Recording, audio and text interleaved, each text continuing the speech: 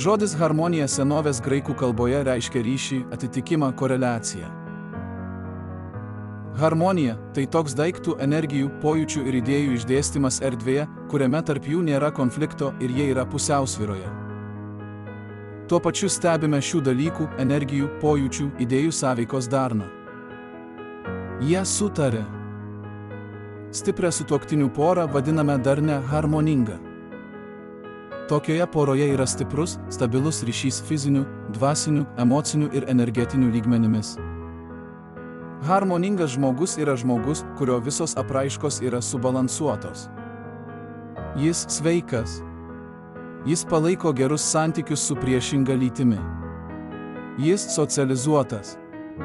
Jis turi tvarką daiktuose ir reikaluose.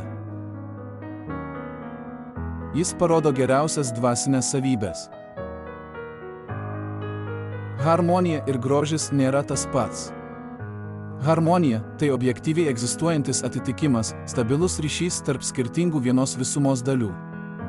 Grožis yra mūsų nuomonė. Kas vienam gražu, kitam nėra gražu.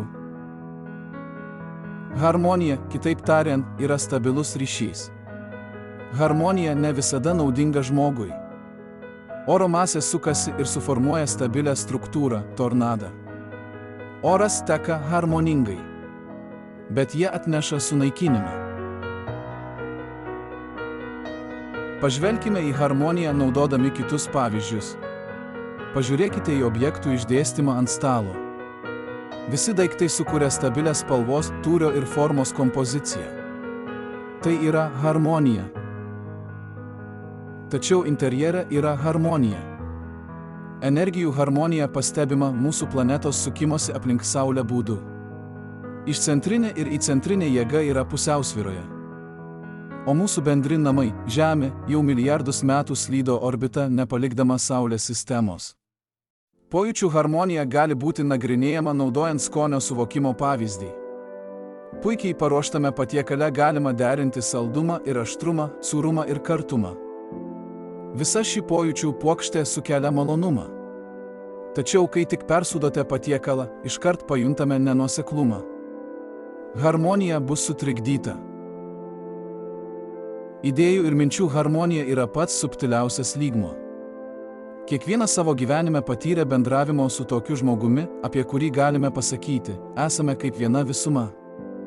Vieno mintis lengvai papildo kito mintys. Džiaugsmas būti šalia tokio žmogaus.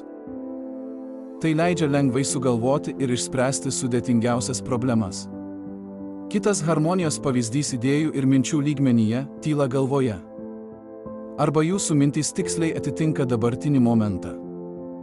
Tu esi akimirkoje čia ir dabar. Taigi, čia yra pagrindinės sąvokos susijusios su harmonija. Tai yra pusiausvyra arba balansas. Darna ir vientisumas, susidedantis iš atskirų elementų. Paprasčiausiai žodžiais tariant, harmonija yra skirtingų elementų sujungimas į vieną visumą. Iš šio vaizdo įrašo galite sužinoti, kaip harmonija pasireiškia mūsų psichinėje būsenoje ir fizinėje sveikatai. Prenumeruokite mūsų kanalą ir sužinokite daug naujų ir įdomių dalykų.